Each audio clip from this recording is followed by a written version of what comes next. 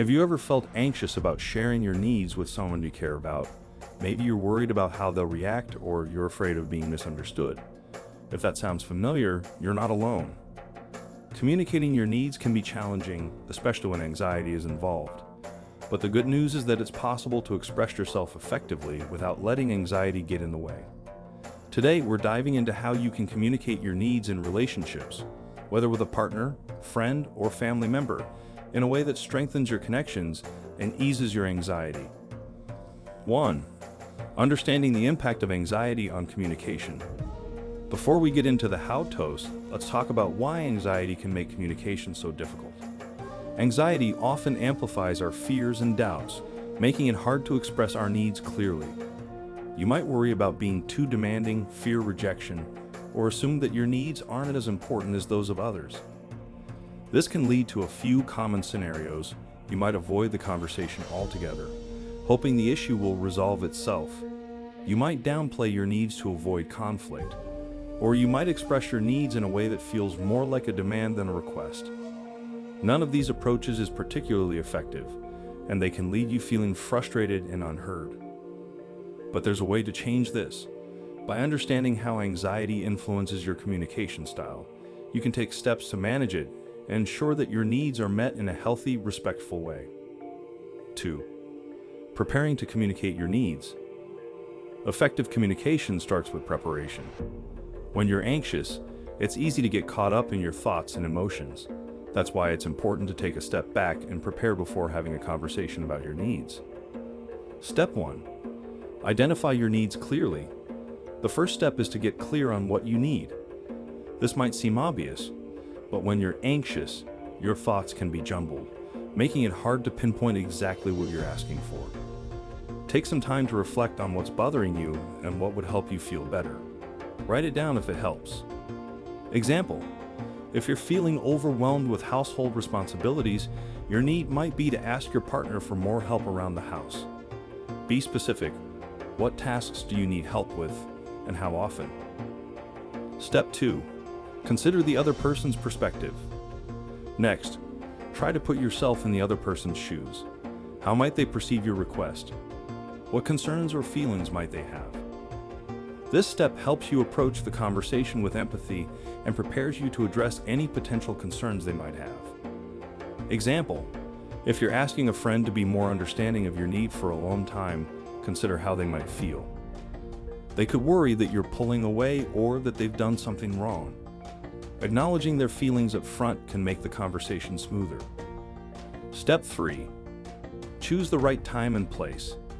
Timing is everything when it comes to sensitive conversations. Choose a time when both you and the other person are calm and not distracted by other concerns. A quiet, private place is ideal, where you can talk openly without interruptions. Example: if you're discussing something important with your partner, avoid bringing it up right after they've had a stressful day at work. Instead, choose a time when you're both relaxed and can give the conversation your full attention. 3. Communicating effectively during the conversation. Now that you're prepared, let's talk about how to communicate your needs effectively during the conversation itself. Step 4. Use I statements. One of the most effective ways to communicate your needs without sounding accusatory is to use I statements.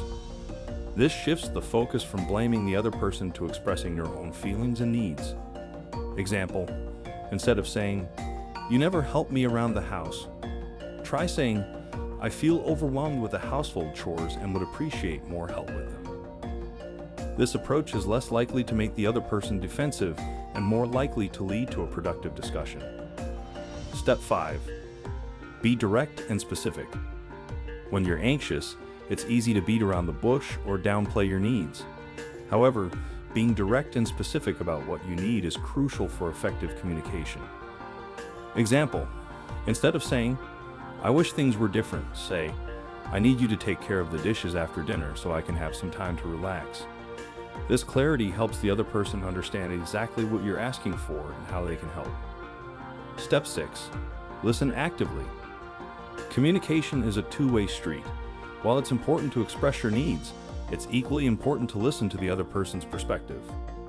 Active listening involves giving them your full attention, acknowledging their feelings, and responding thoughtfully. Example: if your partner responds by sharing their own concerns or feelings, listen without interrupting.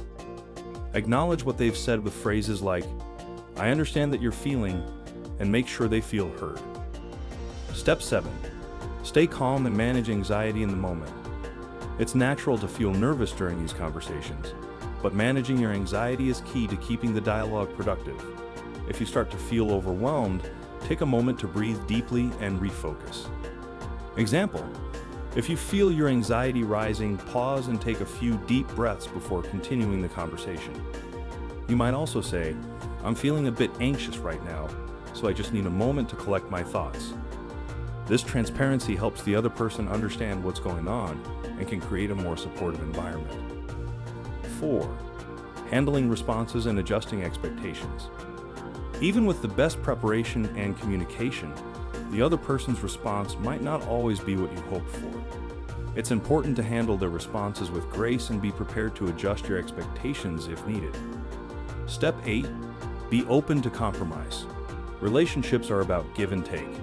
While it's important to communicate your needs, it's also important to be open to compromise. The other person might have needs or concerns of their own, and finding a solution that works for both of you is key.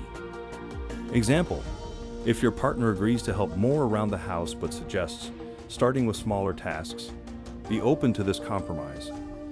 It's a step in the right direction and shows that they're willing to meet you halfway. Step 9. Don't take rejection personally. If the other person isn't able or willing to meet your needs, try not to take it personally. Their response might be influenced by factors outside your control, such as their own stress levels or personal boundaries. Example: if a friend isn't able to provide the level of support you're asking for, remind yourself that it's not a reflection of your worth. They might be going through their own challenges that make it difficult to be there for you in the way you need. Step 10. Reflect and follow up. After the conversation, take some time to reflect on how it went. Did you feel heard? Were your needs met? It's also a good idea to follow up with the other person later to check in and see how things are going. Example: a few days after your conversation, you might say, "I really appreciate you taking the time to talk with me the other day. How are you feeling about what we discussed?" This follow-up helps keep the lines of communication open and reinforces your commitment to the relationship. Communicating your needs in relationships is crucial for maintaining healthy connections and managing anxiety. Remember, it's not about demanding or controlling. It's about expressing yourself clearly and respectfully so that both you and the other person can thrive. With practice, you can learn to communicate your needs effectively, even in the face of anxiety. Don't be afraid to take that first step. Your relationships and your mental health will be stronger for it. If you found these tips helpful, make sure to give this video a thumbs up and share it with someone who might benefit from learning how to communicate their needs more effectively. Don't forget to subscribe to my channel for more advice on managing anxiety and improving your mental well-being. Thanks for watching, and remember, you have the power to strengthen your relationships by communicating your needs with confidence and care.